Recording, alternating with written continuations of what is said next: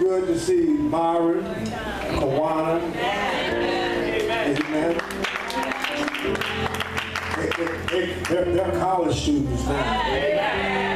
Amen. But they're here this morning. I want you to remain in your seats, but I'm going to read from James, the 2nd chapter.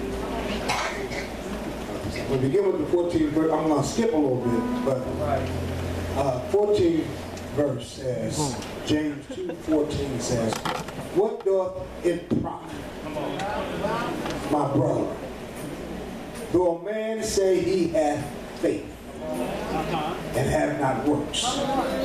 Can faith save him? If a brother or sister be naked and destitute of daily food, and one of you say unto them, depart in peace, be ye warmed and filled, notwithstanding ye give them not those things which are needful to the body. What doth it profit? Even so, if it have not works, is dead, even faith. If it has not worked, it is dead being alone. Yea, a man may say, thou hast faith, and I have works. Show me thy faith without thy works, and I will show thee my faith by my works. Now skip down to verse 20. But wilt thou know, O vain man, that faith without works is dead. Now skip down to the last verse, verse 26. For as the body without the spirit is dead, so faith without works is dead also. Faith in action. God is looking for a faith that is alive and active. James' primary concern, I thank God for our worship leader this morning. In these particular verses, with that of exposing moral attitudes of Christians whose faith was nothing but mere talk. You know, some folk talk a good game. Can I get a witness? They talk faith, but they have very little or do very little to back up. James' discussion of faith and works seem to be in direct conflict with that of St. Paul's. Paul in Romans, the 3rd chapter, states that we are justified by faith. But James in the 2nd chapter states that we are justified by works. Who's right?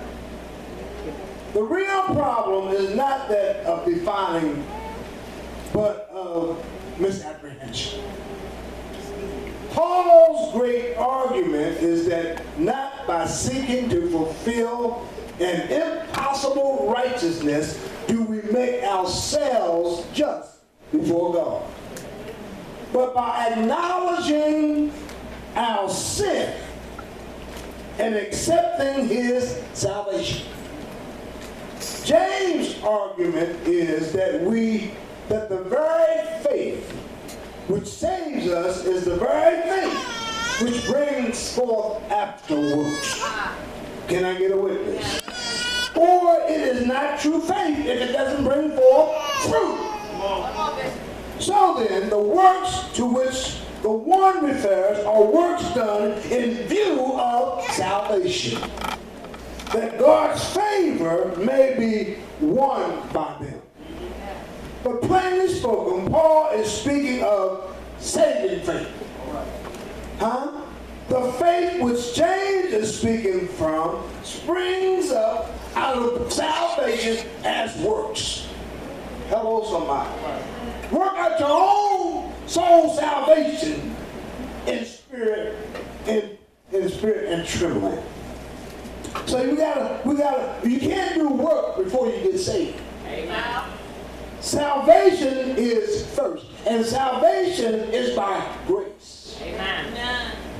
Because of God's favor has been freely given and graciously bestowed, produces faith that moves you to action. In other words, if you're really saved, you won't just sit in your seat. Come on. Amen. Can I get help? Amen. Because after salvation comes works. Yes. So Paul is speaking of before, not by works. And James is speaking of after. So you can't say you have faith and never do anything in the kingdom. Amen. Amen. So God has joined faith and works together. But perverse human nature will insist upon separating them. In Rome, Paul found that many people made works the center of everything and neglected their faith. In other words, in Asia Minor, James found many people made faith everything to the neglect of works. Today, right now, multitudes outside the church are saying that good conduct is what is needful. Or while orthodoxy, belief in faith and creed is comparatively unimportant. But guess what? You need both. Yeah. Amen. On the one hand, those within the church, many cling to a lifeless orthodoxy. Faith. A faith which yields to the theological purposes but doesn't influence your disposition. What are you saying? We preach a good game, we're theologically sound, but you're still living like. Hello, somebody. These are they who make faith confessions but never act on their faith. Hallelujah, anyhow. Amen. Praise God, anyhow. Wow. But when you leave the church house. Wow. Yes. Wow. So this is what James was dealing with in Asia Minor. People's faith had no substance, just profession. And church, what the Lord is saying, we need to move beyond that. Amen. We need to make our faith work for us. Or we need to learn how to work our faith. All right. So in James, this church, Asia Minor, the church had divisions. And I want you to grab a hold of this because in our churches today, we have cliques. Yes, sir. So in James's church, there was a class division. The haves and the have-nots. Oh, help me somebody. The rich and the poor. The middle class and the low class. That was a class distinction. But the major problem of that church was sharing with the needy. Come on. When a brother or sister requested aid, those who were able to help would send them away with these words, "Go in peace. My God. Be warm and be clothed," and rather than give them what they need. Amen. So First John, the question is asked, if anyone has the world's goods and sees his brother in need, yet closes up his heart against them, how does the love of God abide in him? James' working definition of pure religion and faith is to help the needy and keep oneself unstained from the world. Hello, someone. We're not perfect, right? But we need to work on ourselves.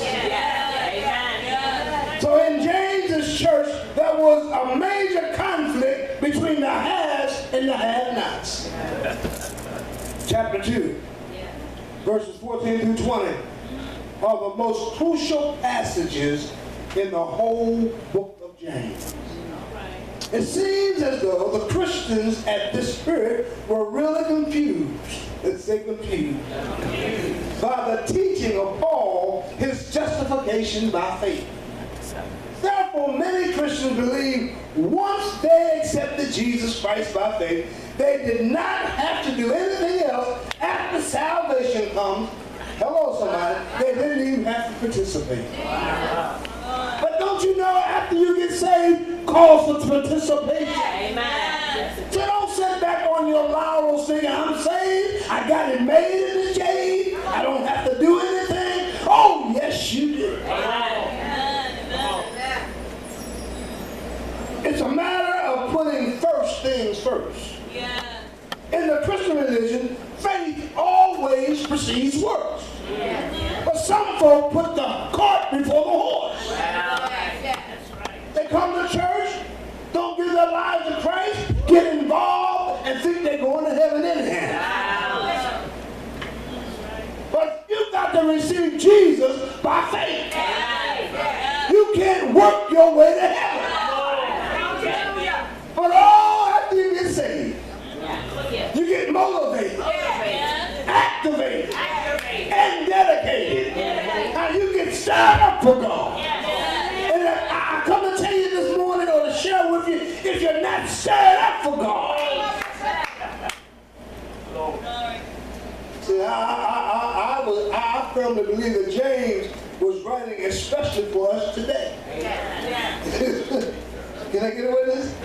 Because we need proper instruction in faith and works. Today we need more than just a verbal faith. We need more than just a song. We need more than get up here and just pray. We need more than get up here and just give our testimony. We need a living faith that not only will allow us to give our testimony, but it allows us to live. Oh, help me, son. It allows us to forgive. It allows us to love. You need faith to love. You need some faith. I know the word says love is the greatest, but you can't love right if you don't have your faith right. James wants profession backed up with action.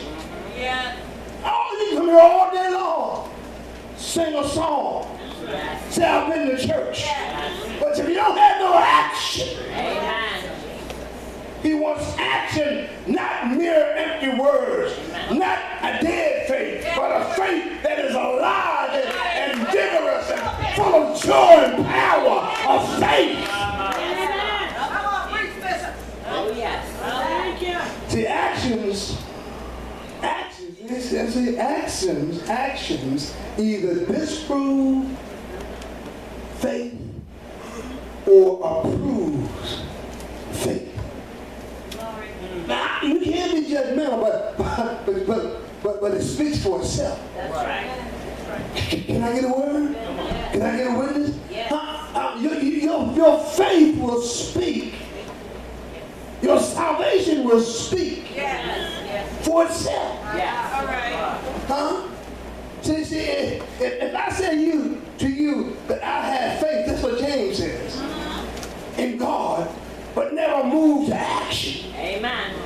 My faith is in vain. Yes. It's just talk. Yeah, that's the truth. God requires more than talk. Every great accomplishment grew out of a firm faith. Yes. Can I get a witness? Yeah. And everything that's been accomplished comes out of faith in God. And if it's not in God, it's in vain. Glory. So James repeats himself twice first in verse 20. In verse 20. Then he skips down in second time in verse 26, and he says, faith without works is dead. Yes. My God, we can see that faith alone. We can see that not good. And works by itself is vain. Hello? We don't want to be in a situation where all that we do is vain. Huh? But faith alone causes idleness. And work by itself causes self-righteousness. Some folk get pumped up by what they do. Oh, I helped to get a chair. I helped to bring the chairs in. I helped line the chairs up. That's major and minor. The key thing is God made it possible. If it had not been for God, come on somebody, you ought to cry this morning, the Lord is my shepherd. I shall not want. Somebody ought to say, the Lord is my light and my salvation. Who shall I fear when the wicked, even my enemy, come up before me? Then the Lord pick me up. Can I get a witness? My hope is built on nothing less. Hey, nothing but the blood. Hello, somebody. I'm working on a building, firm foundation. I'm working by faith.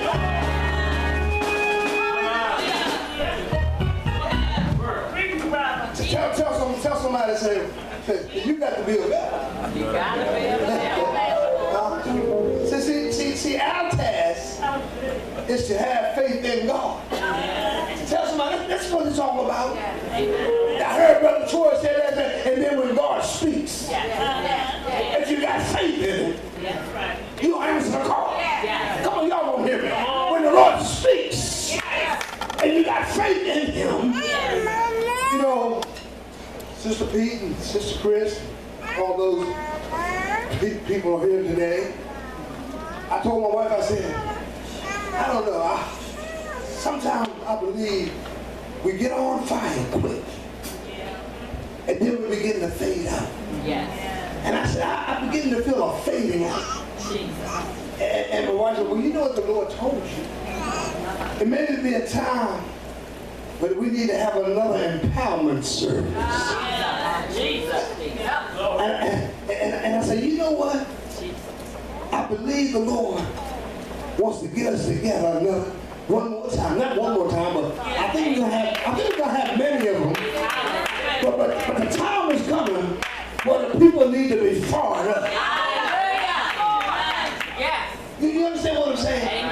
Because so often the enemy comes in and sets us like weak. Overwhelm us with all kinds of stuff. Can I get a witness? But we need to sit down and get focused on Him, because He is the author and the finisher of all. So we need to make ourselves available. So there's a clarion call. We need empowerment.